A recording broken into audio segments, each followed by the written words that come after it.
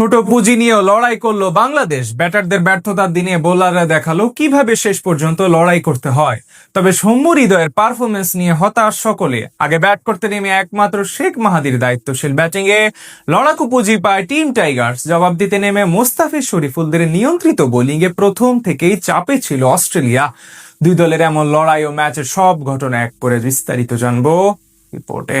মিরপুর থেকে চট্টগ্রামে যাওয়ার সাথে সাথে বাংলাদেশ দলের পারফরমেন্স যেন বদলে গেল। ব্যাটারদের বেহাল দশা চোখে পড়ল ভীষণভাবে। এদিন নিয়মিত অধিনায়ক লিটন কুমার দাসের বদলে অধিনায়কত্বের দায়িত্ব নেন তাওহিদ হৃদয়। অভিষেক হয় আব্দুল গাফফার সাকলাইনের। অন্যদিকে অজি একাদশে অভিষেক হয় মোট দুজনের। সাগরিকায় এদিন টস জিতে আগে ব্যাট করতে নেমে অবশ্য শুরুটা ভালোই করেছিলেন দুই ওপেনার সাইফ হাসান ও তানজিদ হাসান তামিম। তবে সেই ধারা বেশিক্ষণ ধরে রাখতে পারেননি তারা। ইনিংসের তৃতীয় ওভারে স্পেন্সার জনসনের অফ স্টাম্পের বাইরের ডেলিভারি উড়িয়ে মারতে গিয়ে কভারে থাকা ফিল্ডারের হাতে ক্যাচ দিয়ে বিদায় নেন তামিম। তার কাছ থেকে আসে কেবল 10 রান। আরেক ওপেনার সাইফ হাসান বেশ ভালোভাবেই সামাল দিচ্ছিলেন অস্ট্রেলিয়ান বোলারদের। তবে পঞ্চম ওভারে ম্যাট রেনশুর বলে হাঁটু গেড়ে স্লগ সুইপ খেলতে গিয়ে মিড অফে মিচেল মার্শের হাতে ধরা পড়েন তিনি। তার কাছ থেকে আসে 3 বাউন্ডারির সাহায্যে 14 বলে 20 রান। অধিনায়ক হিসেবে নিজের প্রথম ম্যাচে ক্রিজে এসেই বিশাল এক ছক্কা হাঁকান তাওহিদ হৃদয়। অন্য প্রান্তে ধীরে সুস্থে খেলা সৌম্য সরকারের সাথে জুটি করার চেষ্টায় ছিলেন তিনি। তবে সেই প্রচেষ্টায় সফল হতে পারেননি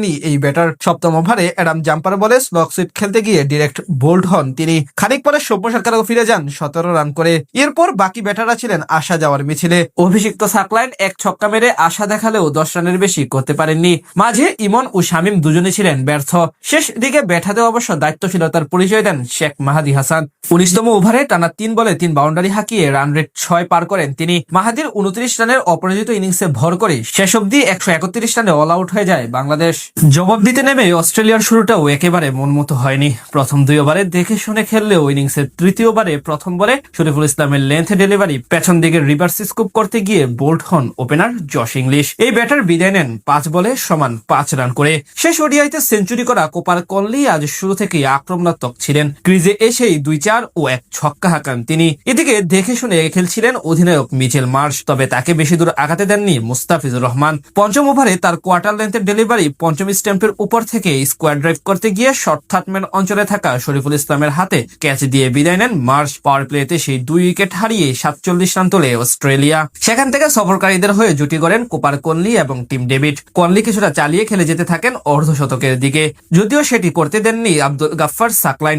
27 বলে 47 রানের তার তাণ্ডব থামান এই অভিষিক্ত ক্রিকেটার। তার বলে উড়িয়ে মারতে গিয়ে শরীফুলের হাতে ধরা পড়েন এই ব্যাটার। শেষ 10 ওভারে অজিদের প্রয়োজন ছিল 54 রান।